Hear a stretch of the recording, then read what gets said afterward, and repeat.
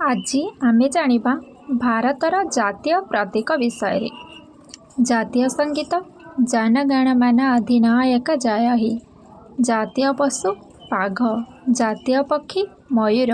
ଜାତୀୟ ପୁଷ୍ପ ପଦ୍ମ। ଜାତୀୟ ଫଳ ଆମ୍ବ। ଜାତୀୟ ସଂକେତ ଅଶୋକ ସ୍ତମ୍ଭ। ଜାତୀୟ ଜୀବିକା କୃଷି।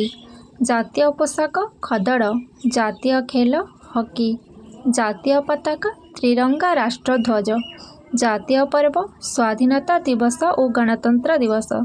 ଜାତୀୟ ଧ୍ୱନି ଶଙ୍ଖ। ଜାତୀୟ ନେତା ମହାତ୍ମା ଗାନ୍ଧୀ। ଜାତୀୟ ନୀତି ଅହିଂସା।